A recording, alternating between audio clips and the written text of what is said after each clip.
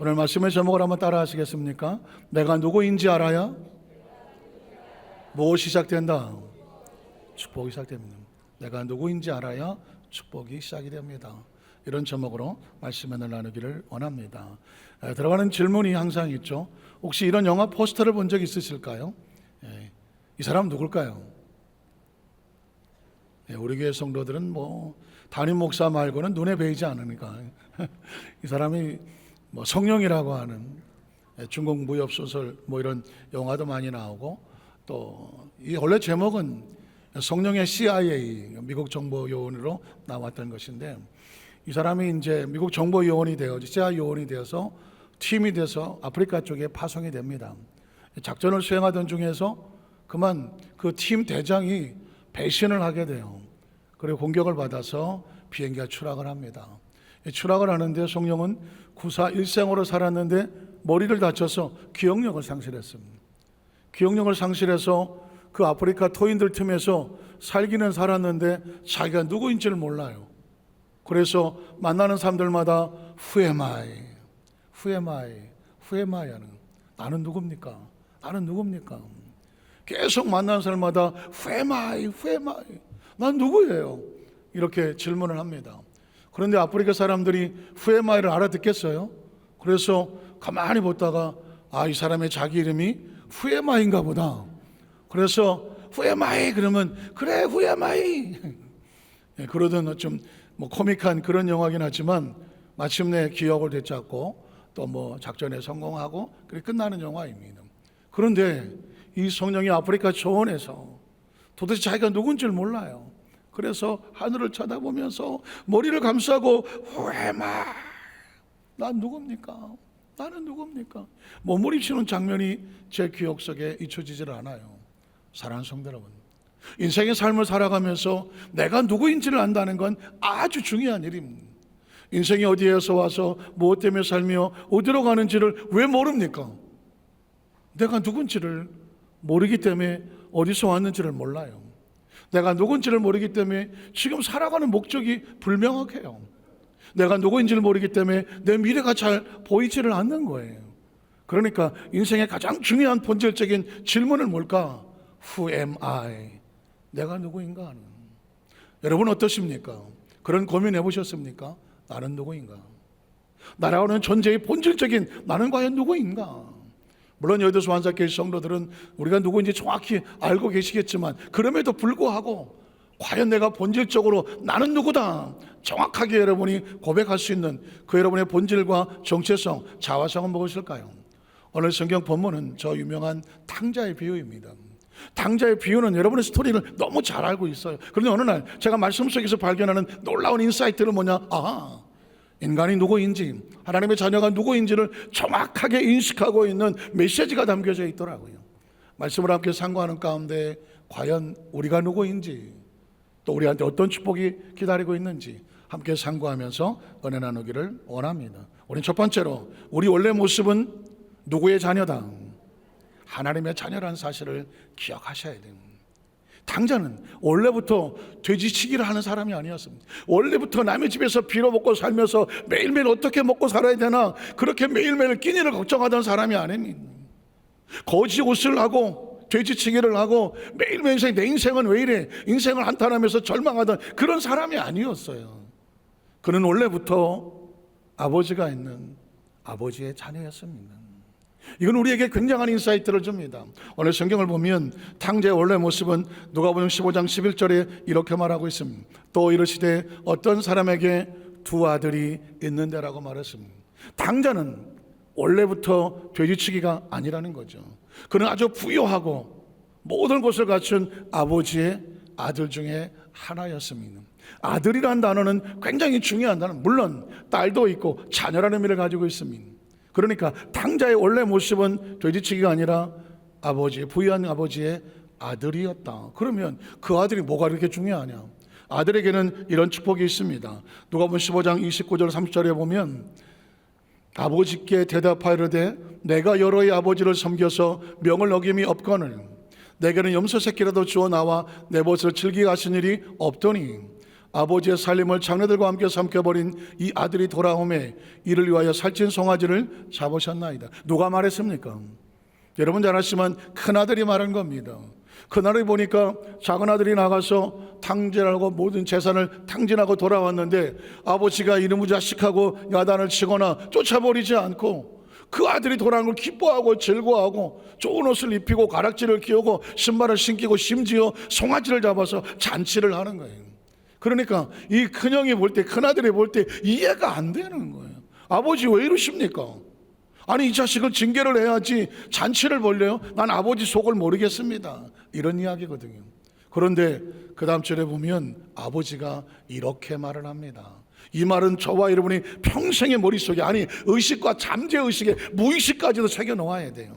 이렇게 말합니다. 얘야, 너는 항상 나와 함께 있으니 내 것이 다 누구 거예요? 확실합니까? 내 것이 다 내 것이다. 아버지는 이렇게 생각합니다. 내 사랑하는 자녀들아, 너희가 나와 항상 함께 있다면 내 것은 다 너의 거야. 너를 위해서 준비하는 거예요. 무슨 뜻인지 이해가 가시겠습니까? 굉장히 중요한 의식입니다. 자식은 아버지와 함께 있으면 아버지는 이렇게 말합니다. 내 것이 다 너의 거야. 너의 거야.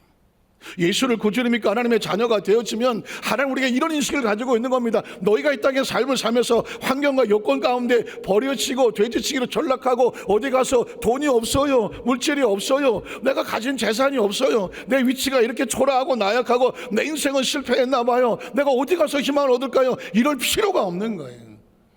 아들의 신분을 회복을 하면, 자녀가 되어지면 아버지는 이렇게 말해요. 내 것이다. 예수님을 구주로 믿으시면 아멘 하시기 바랍니다. 우리에게 이 의식이 굉장히 중요합니다. 예수를 믿는 것은 종교가 아니에요. 예수 믿는 건 생활하려고 하는 게 아니라 뭐 거룩하고 그렇게 무슨 뭐 윤리적으로 살자고 이런 것 때문에 예수 믿는 게 아니에요. 그건 기본적인 원칙이죠. 예수를 믿으면 존재적으로 나라고 하는 이 막막한 우주에, 지구라는 별에서 이 세상에 살아가면서 내가 사는 내 존재가 뭘까? Who am I? 난 누구야? 내가 누구인지를 가르쳐 주는 거군요.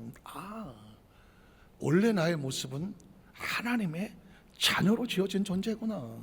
탕자가 원래부터 탕자가 아니었던 것처럼, 아버지 아들이었던 것처럼 이 세상의 삶을 살면서 우리가 여러 처지가 있지만 우리의 본질적인 존재의 최초의 모습은 하나님의 피조물이고 자녀예요. 그러면 그 자녀에게는 아버지가 내 것이 내 것이라고 말하는 것입니다. 자, 성경은 그래서 그 다음 절을 보면 이렇게 말하죠. 창세기 보면 이렇게 말합니다. 하나님이 이르시되, 우리의 존재 자체가 지어질 때, 그래서 창세기가 필요한 겁니다. 우리 영상을 따라 우리 모양대로. 우리가 누굴 닮았습니까? 하나님을 따랐고 하나님의 모양대로 하나님이 사람을 만들고 그들을 어떻게 합니까? 바다의 물고기, 하늘의 새와 가축과 온 땅과 땅에 있는 모든 것을 뭐하게 하자? 우리에게 다 준 겁니다. 하나님의 것을, 아버지의 것을 자식에게 네가 다스려, 너에게 줄 테니까 네가 다스려 라고 위임을 하는 겁니다. 다스리게 하시고, 또 하나님이 자기 형상과 하나님 형상대로 사람을 창조하시되 남자와 여자를 뭐 하시고? 창조하시고. 우리의 존재 자체는 하나님으로부터 나온 거예요. 우리의 원래 모습은 하나님이 우리의 원천이에요. 하나님이 우리의 본질이에요. 하나님 속에서 나온 존재예요. 하나님 그들에게 뭐 하십니까? 복을 주시죠. 끊임없이 말씀, 우리의 존재 자체는 출생이 복을 받게 되어 있어요. 출생이 복 가운데 되어졌고요, 출생 존재 자체가 하나님께서 무엇을 주시고? 복을 주시고. 이 복이 어디서 나왔습니까?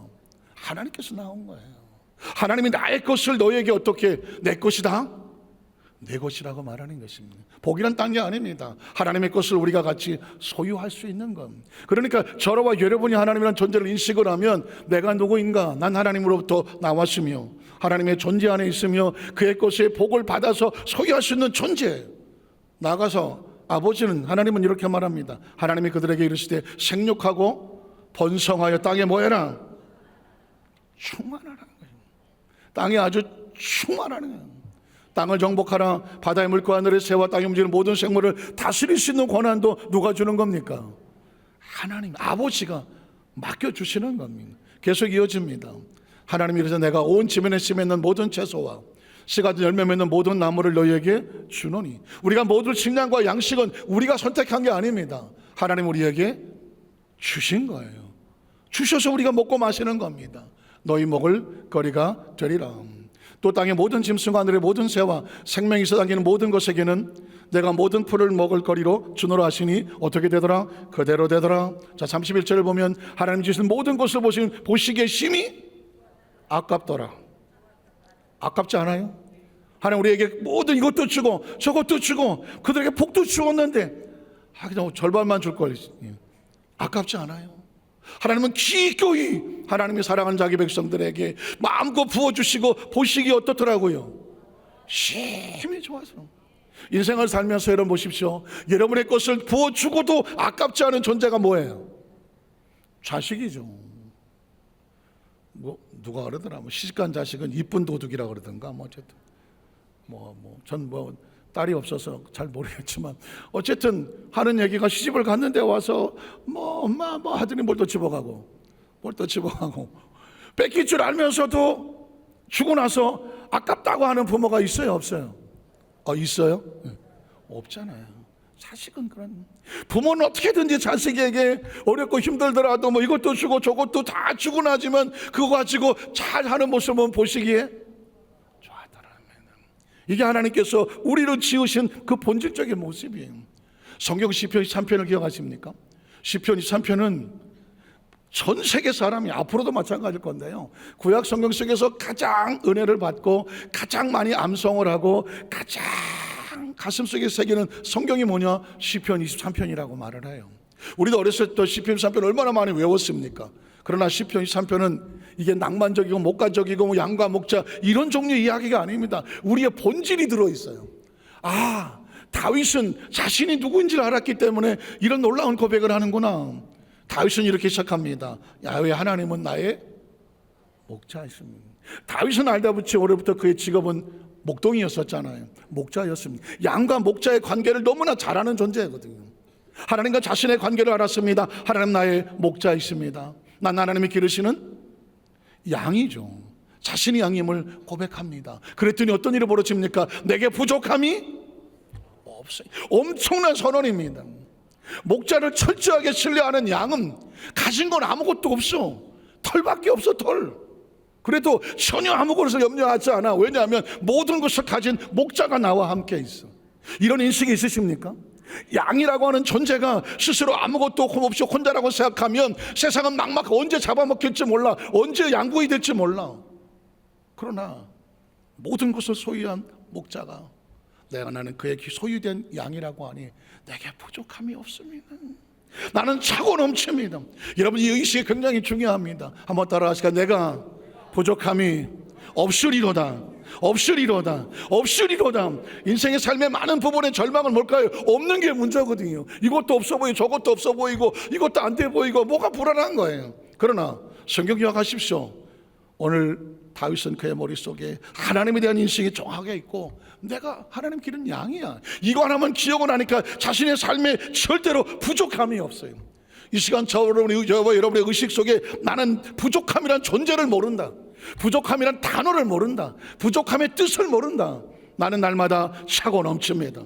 한번 따라하세요. 나는 날마다 차고 넘칩니다. 날마다 부유합니다. 날마다 풍성합니다. 날마다 채워집니다. 누가 채우는 거예요? 목자가 채우는 거예요. 어차피 인생이 그렇지 않습니까? 우리가 어디서 왔는지도 모르겠고 살고는 있지만 이 현실의 삶이 내 미래에 어떻게 될지 누가 알겠습니까? 그러나 기억하십시오. 목자는 밤새도록 양이 내일 아침에 눈을 뜨면 어디서 어떻게 갔다가 어디서 와야 될지 모든 계획을 누가 알고 계세요? 목자는 다 계획하고 있는 것입니다. 하나님은 저와 를 땅의 삶을 살면서 우리는 양같이 이 세상을 지나갔지만 우리 인생의 모든 것이 누구의 손 안에 있습니까? 하나님의 손 안에 있습니다. 그래서 말하는 것입니다. 이것만 인식을 하면 나는 부족함이 없다. 이제 다시는 어디에 가서 부족하다, 이것도 뭐죠 저것도 뭐죠 절대로 하지 마라. 하나님 안에서 하나님을 인식하고 하나님 바라보면서 풍성함을 선포해라. 이건 자신이 누구인지를 본질을 알아야 되는 거죠. 다윗은 계속 이렇게 고백합니다. 그가 나를 푸른 풀밭에 누이십니다. 내가 풀밭을 찾아다니면서 요행과 재수를 꿈꾸지 않아요. 그가 나를 푸른 풀밭에 누이시며 쉴만한 물가로 내가 찾아가지 않아요. 누가 인도합니까? 그가 인도하시죠. 또 성경에서 내 영혼을 소생시킵니다. 내 영혼을 일으키고 세우시는 건 하나님이에요. 자기 이름을 위해서 의의 길로 인도하시는 도다. 예수님을 구주로 믿으시면 아멘 하시기 바랍니다. 저와 여러분의 인생은 잘 되게 되어 있어요. 의의 길로 인도하게 되어 있어요. 우리가 하나님의 기르시는 양이라는 인식을 정확하게 목적을 붙잡고 따라가면 우리 인생은 잘 되게 되어 있어요. 그가 인도하신다고 말했어요. 또 성경은 계속 이어집니다. 내가 사망의 음침한 골짜기를 다닐지라도 살다 보면 원치 않는 환경과 여건이 있잖아요. 그러나 그것이 우리를 절대로 손대지 못해요. 왜냐하면 목자는 그 코스를 알고 있어요. 양을 데리고 코스를 지나가지만 그 사망의 음침한 골짜기를 해를 향하도록 목자가 내버려 두지를 않아요. 왜냐하면 양과 함께 가야 될 최종 목적지가 있어요. 그래서 말하는 것입니다. 양은 두려워하지 않아요. 목자를 인식하고 있다면 두려워하지 않아요. 왜냐하면 그의 지팡이와 주가 남게 하시고 지팡이와 막대가 나를 안전하게 지키고 호위하기 때문입니다. 이 인식을 가지고 사는 사람은 인생의 삶을 살아 어디 가서 우리가 쭈삣쭈삣 하겠습니까? 어디 가서 두려워 떨면서 세상 말로 쫄고 있겠습니까? 성경은 그래서 1년 360, 350번을 말합니다. 두려워하지 말아라. 두려워하지 말아라. 두려워하지 말아라. 왜냐하면 목자가 양을 지킨다고 선포하기 때문입니다. 성경에서 이어집니다. 주께서 내 원수의 목전에서 내게 상을 차려주시고 기름을 내 머리에 부으셨으니 내 잔이 차고 넘치는 것입니다. 내 잔이 차고 넘치나이다. 여러분의 인생의 삶을 스스로 내 인생은 차고 넘친다, 차고 넘친다, 차고 넘친다. 여러분이 인식하고 가슴에 있어야 차고 넘치는 역사가 나타납니다. 여러분 말씀하잖아요. 세상에 어떤 사람들도 지혜가 있다고 말하는 사람들, 나름대로 돌을 닦았다고 하는 사람, 성공했던 사람들이 가장 싫어하는 말이 뭔지 아십니까? 안 된다, 못한다, 없다. 말 한마디가 인생의 운명을 바꾼다. 조금만 머리가 돌아가는 사람들은 항상 자기 입술의 말을 조심합니다. 그래서 항상 절대 긍정하고 절대 감사를 하는 이유가 거기에 있는 거예요. 오늘 저와 여러분 하나님 안에서 다른 것 우리는 무의미하게 치는 게 아닙니다. 그분이 나의 목자가 되시고 나는 그분의 기르시는 양이니 나의 모든 것이 그 안에 있으므로 내 잔은 항상 차고 넘칩니다. 한번 따라하세요. 내 인생의 잔은 차고 넘칩니다. 차고 넘칩니다. 오늘도 차고 넘치고 내일도 차고 넘치고 날마다 차고 넘칩니다. 왜냐하면 그 채우는 건 하나님이 하시는 거거든요. 성경을 이어집니다. 그 다음 절에 보면 내 평생의 선하심과 인자하심이 반드시 나를 따른다고는 내가 야훼의 집에 영원히 살리라고. 여러분 이런 고백을 가지고 사는 사람은 매일매일 기대하는 겁니다. 여러분 아인슈타인이라고 하는 유명한 과학자가 이런 말을 합니다. 인생은 두 가지 종류가 있다. 하나는 기적이 어디 있어? 과학자가 하는 얘기예요. 아인슈타인이 하는 얘기입니다. 기적이 어디 있어? 이 세상에 다 그냥 무슨 과학적으로 말한 거지 기적은 말이 안 돼. 이렇게 사는 사람과 날마다 기적을 기대하고 사는 사람, 모든 것이 기적이라고 믿고 사는 사람, 이건 다른 어떤 신학자가 얘기한 게 아닙니다. 어느 목사님이 얘기한 것도 아니에요. 아인슈타인이 얘기했습니다. 인생은 기적이 없다고 믿는 사람과 모든 것이 기적이라고 믿고 사는 사람인, 우리는 날마다 예수님 안에서 기적이라고 믿고 삽니다. 왜일까요? 하나님이 우리와 함께 하시기 때문입니다. 두 번째로 안타깝지만 그럼에도 불구하고 자신이 누구인지를 잊으면, 오늘을 기억하다 내일 내가 누구지? Who am I? 또 이러고 살게 되면 자신이 주었던 축복과 또 다 빼앗겨버리고 맙니다. 당자가 아버지의 아들이었는데 자신의 신분을 잃어버립니다.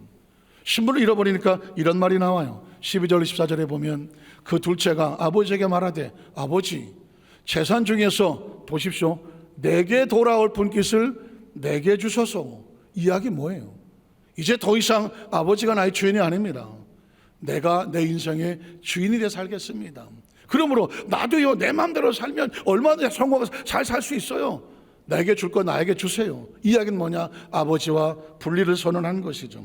자 15절 17절에 보면 계속 이어보겠습니다. 그랬더니 어떻게 합니까? 아버지가 살림을 각각 나눠주었더니 그 며칠이 안 되어 둘째 아들이 재물을 다 모아가지고 어디로 갑니까? 먼 나라에, 아버지가 없는 먼 나라에, 이건 분리를 말하는 것입니다. 아들로서의 그 위치의 신분을 잊어버리고 아들의 위치를 떠나는 것입니다. 그럼 어떻게 될까요? 공급이 끊어지는 거죠. 거기서 허랑방탕하여 그 재산을 다 낭비하였더니 어떻게 됩니까? 다 없앤 후에 그 나라에 크게 흉년이 들어서 그가 비로소 먹고 마실 것이 없는 궁핍한 상태가 되었습니다. 자, 가서 그 나라 백성 중 한 사람에게 붙어서 사니 그가 그를 들러보내어 돼지를 치게 하였는데 그 돼지 먹는 지업 열매로 배를 채우고자 하되 주는 사람이 없었습니다. 이에 스스로 돌이켜 비로소 깨닫게 됩니다. 내가 내 아버지에게는 양식이 풍족한 품꾼이 얼마나 많은가. 내가 아버지의 아들로 있었을 때는 얼마나 풍족한 삶이었었나. 그러나 이제 내가 아버지를 떠나서 스스로 주인 돼서 스스로 아버지를 떠났더니 아들의 신분을 잃어버렸더니 여기서 어떻게 돼요? 굶어 죽는 상황입니다. 인생의 삶이 그렇습니다. 저와 여러분이 하나님 안에서 하나님 목자가 되어져 마치 양과 같아요. 목자가 어느 날 양이 와서 이렇게 말합니다. 목자요, 내가 언제 맨날 당신만 따라다녀야 됩니까? 언제 당신 뒤만 졸졸 따라다녀야 돼요? 나도 내 인생 내 마음대로 살 수 있어요. 푸른 초장 실만한 물가 내가 한번 해볼게요. 양들이 와서 목자에게 독립을 선언합니다. 우리끼리 가볼게요. 어떻게 될까요? 양은 목자를 따르는 순간 아무 자기를 보호할 능력이 없습니다. 스스로 양꼬치가 되기로 작정하는 것밖에 없죠. 여러분 보십시오. 에덴 동산에서 아담과 하와가 그랬습니다. 그는 그 에덴에서 주신 하나님의 약속의 말씀이 있었습니다. 마음껏 먹고 마시고 누리라. 선악을 하는 나무는 손대지 마라. 선악과는 하나님의 주권이거든요. 선악과를 손대지 않음으로 인해서 하나님은 나의 주인입니다. 이걸 선포하는 거거든요. 인생의 삶을 살아가면서 하나님과 우리가 위치가 정확하게 서열이 걸러지는 거죠. 그러나 아시는 것처럼 아담과의 마음속에 뱀이 들어왔다고 말하지만 뱀이 외부에서 널렁거린 것보다는 내부에서 욕심이 생기는 거죠. 내가 주인, 나도 내 인생 내 마음대로 살아서 선악과를 따먹고 선악을 내가 판단해야 되지 않겠어? 여러분 보십시오. 모든 인생의 삶의 전쟁은 밖에서 벌어지지 않아요. 내 안에서 벌어집니다.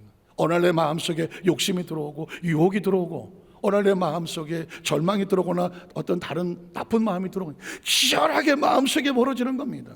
아담과 하와는 안타깝지만 이걸 잃어버렸습니다. 결국 선악과를 따먹었다는 얘기는 내 인생 내가 마음대로 살겠어 라고 하나님과 분리를 선포하는 것입니다. 분리하자마자 어떻게 됩니까? 나무 그늘 아래 숨고 아버지께 나갈 수가 없게 됩니다. 아시는 저처럼 결과는 이렇습니다. 창세 3장 22절 24절에 보니까 야훼 하나님이 이르시되 보라 이 사람이 선악을 아는 일에 우리 중 하나같이 되었으니 어떻게 그가 그의 손을 들어 생명나무 열매도 따먹고 영생할까 하노라 하시고 하나님이 에덴 동산에 그를 어떻게 합니까? 내어버린 분리죠. 여러분 죽음이 뭐예요? 죽음은 영과 혼이 분리되는 거예요. 죽음은 딴 게 아닙니다. 영과 혼이 분리되는 거예요. 더 이상 육신이 움직이지 않는 거예요. 마찬가지입니다. 영적인 죽음이란 딴 거 아닙니다. 하나님과 우리가 분리되어지면 더 이상 하나님의 공급이 없으면 그 삶은 죽은 자와 같은 거예요. 하나님은 아담과 하와를 동산에서 내어보내어 분리시켰다. 그의 근원의 땅을 갈게 하시니라. 이같이 하나님이 그 사람을 아까는 점잖게 내어보냈다고 말했지만 이렇게 말합니다. 쫓아내시고 에덴 동산 동쪽의 그룹들과 두루두른 불길을 둘칼을 두고 생명나무 길을 지키게 하시더라. 인생은 여기서부터 문제가 똑같이 지금 삶도 마찬가지입니다. 어떤 사람이라도 하나님과의 관계가 분리되어 버리면 하나님의 공급이 끊어질 수밖에 없어요.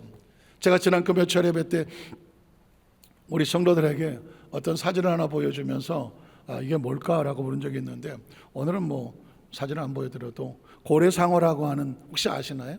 고래상어라는 종류가 하나 있습니다. 그런데 어린이 퀴즈에 고래상어를 보여주면서 어린이들에게 묻더라고요. 이 물고기는 물고기지 뭐 고래상어인데 고래일까요? 상어일까요? 묻더라고요. 저도 깜빡 속았어요. 고래상어는 고래일까요? 상어일까요? 묻더라고요. 고래다. 설마 상어다. 고래 준비했네. 얘가 고래일까요? 상어일까요? 고래다.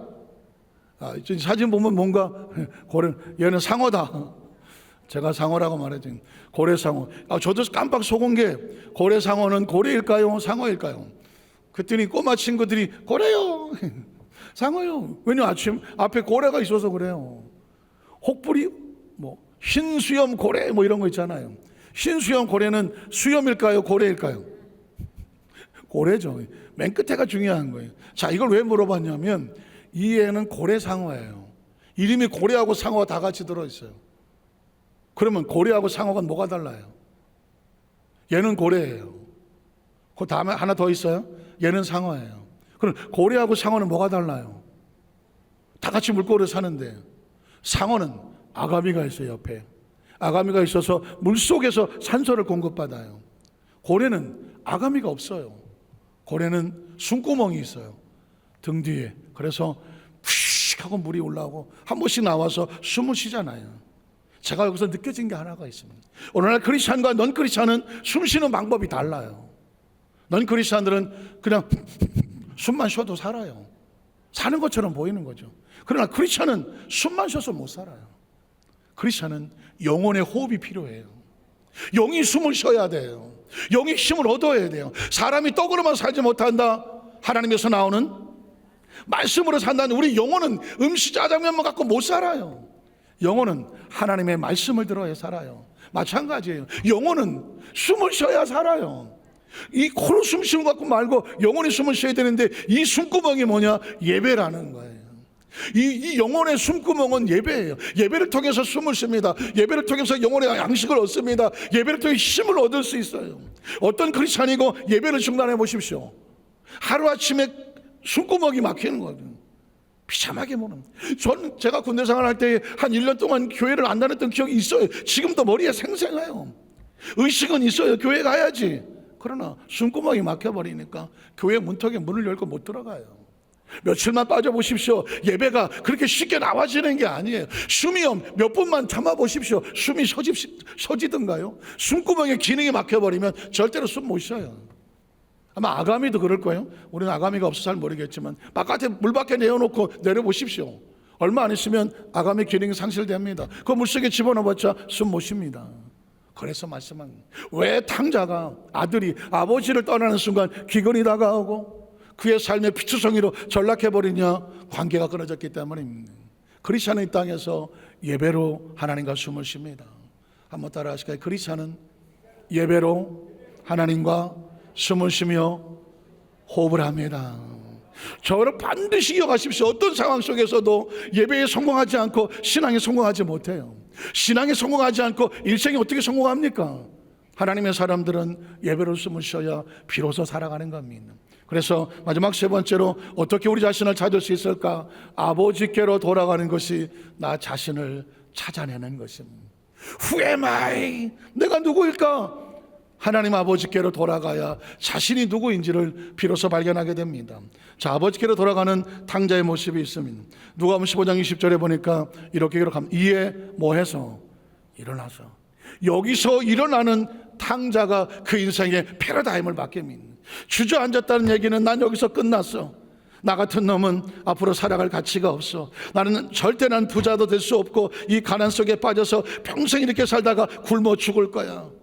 돼지치기로 전락할 거야. 이게 주저앉은 의식이에요. 그런데 아버지께로 돌아가자. 아버지를 다시 인식하니까 어떤 생각이 드러납니까? 일어나게 되는 거예요. 그 인식에서 빠져나오게 되는 겁니다. 일어나서의 물줄을 치십시오. 저와 여러분이 이제까지 삶을 살아가면서 여러분의 마음속에 이제까지 들었던 온통 부정적인 생각이 있을 거예요. 야, 네 인생이 그렇지. 너 지나온 삶 속에 실패한 거 생각해봐. 네가 도덕과 윤리적으로 네가 얼마나 깨끗하냐. 야, 너 진짜 스스로 포기해야 될 상황 아니야? 여러분 스스로도 내가 왜 이런 좀 실행한 삶 속에 모든 것들이 나를 주저앉혀 끌어안치는 의식이 있을 거예요. 오늘 주님께서 성령으로 말씀합니다. 일어나라 그래. 빠져나와라. 그 안에 주저앉을 존재가 아니야. 아버지께로 다시 돌아가라. 그래야 살아요. 그래야 살아요. 일어나서 아버지께로 돌아가니라. 아직도 거리가 먼데 아버지가 그를 보고 측은히 여겨 달려가 목을 안고 입을 맞췄습니다. 아들이 이르되 아버지, 내가 아들과 아버지께 죄를 지었사오니 지금부터는 아버지의 아들이라 일컬음을 감당하지. 자기가 아들이었을 때는 아버지로부터 모든 걸 감겨드렸지만 이제 나와서 이런 부끄러운 신세가 돼버렸어. 내가 아버지께로 돌아가려고 하니 내가 어떻게 아버지를 부르겠어? 그저 종이라도 여겨달라고. 여러분, 아들과 종은 달라요. 아들은 아버지 것은 다 같이 누릴 수가 있어요. 그러나 종은 월급 받고 살아야 돼요. 주는 것만 그냥 겨우 받고 살아야 돼요. 종이라도 먹고 살겠다고 말합니다. 그런데 여러분 어떻게 합니까? 아버지는 그런 마음이 아니에요. 그 다음 절을 보면, 그 다음 절 놓을까요? 22절. 아버지는 종들에게 이르되 제일 좋은 옷을 내어다가 입히고 손에 가락지를 끼우고 발에 신을 신겨라. 또 그리고 살찐 송아지 끌어다가 잡으라, 우리가 먹고 마시고 즐기자. 이 아들은 죽었다가 다시 살아났으며 내가 잃었다가 다시 얻으라니 그들이 즐거워하더라. 여러분, 이게 아들이에요. 이게 아들의 심벌을 회복하면, 이거 심벌이 회복하면 이런 거 다시 돌아오는 거예요. 아들은 자기가 상상을 할 때 내가 아버지께로 돌아가면 아버지가 나를 아들로 생각이 전혀 기대를 못했어요. 그러나 아버지는 한 번도 자기 자식을 종으로 여긴 적이 없어요. 아버지가 원하는 것은 자식과 같이 나의 것을 네가 마음껏 누리라. 이게 아버지의 마음이에요. 그래서 하나님께서는 우리에게 이 예화를 통해서, 이 비유를 통해서 하나님 우리를 어떻게 생각하시는지를 보여주고 있는 거죠. 성경은 계속 이어집니다. 아버지가 이르되, 아까 했던 그 말씀과 같아요. 그 형이 말하는 그 질문 앞에 아버지의 마음을 말합니다. 얘야, 너는 항상 나와 함께 있으니 내 것이다. 전 여러분이 이 말씀을 보면서 얼마나 마음속에 수도 없이 한 주간 동안, 아니 이미 벌써 말씀을 준비하고 있었지만 이 수없이 머릿속에 우리 성도들의 의식과 사고 속에 이 성경 구절이 아예 박히게 하여 주시옵소서. 박히게 해 주시옵소서. 왜냐하면 세상은 끊임없이 우리에게 말할 거예요. 이것도 안 되고 이것도 없고 저것도 모자라고, 저 사람은 저렇게 잘 되지만 난 자격도 없고 신분도 안 되는, 끊임없이 부정적인 생각을 집어넣을 거예요. 거기서 털고 일어나세요. 그리고 외치세요. 아버지가 말씀하시되 너는 항상 나와 함께해서 내 것이다. 너의 거야. 여러분, 이 말씀이 머릿속에 새긴 이전과 이후의 패러다임이 바뀝니다. 인생의 삶이 바뀝니다. 이전까지는 그냥 내 있는 것으로 살아야 됩니다. 그저 그냥 주는 대로 종처럼 얻어먹고 사는, 그냥 주시면 감사하고 살지 몰라요. 그러나 이후로는 달라요. 아버지가 말씀합니다. 내 것이다. 너가 구하고 찾고 문을 두드리기만 하면 돼. 그러면 구하면 얻고 찾으면 찾고 두드리면 열려. 왜? 세상에 아무리 흉악한 그 악한 아버지라도 자기 자식엔 좋은 거 줄 줄 알잖아. 하늘에서 너희 아버지께서 가장 좋은 것으로 너희에게 주시리라고 말했습니다. 그러니까 이 성경 속에 하나님 아버지의 마음은 뜨거워요. 혹시라도 자신의 부족함 때 하나님께 나와서 종의 마음으로 나가왔을까 봐. 아버지가 원하는 건 너희는 종이 아니다. 내 사랑하는 아들이야. 내 사랑하는 자녀들이에요. 그래서 여러분, 요한복음 1장에 보면 이런 고백이 나오는 거예요. 요한복음에 보면 최초의 말씀이 계시니라. 이 말씀이 하나님과 함께 계셨으니 이 말씀은 곧 하나님이시니라. 그가 태초에 하나님과 함께 계셨고 만물이 그로 말미암아 지은 바 되었으니 지은 것이 하나도 그가 없이는 된 것이 없느니라. 그 안에 생명이 있었으니 이 생명은 사람들의 빛이라. 자, 그런데 참빛 세상에 와서 각 사람 비추는 빛이 있었나니 그가 세상에 계셨으며 세상은 그로 말미암아 지은 바가 됐어요. 그 예수님이 땅에 오셨어요. 그러나 세상이 그를 알지 못했어요. 자신이 누구인지를 모르면 예수가 누구인지를 몰라요.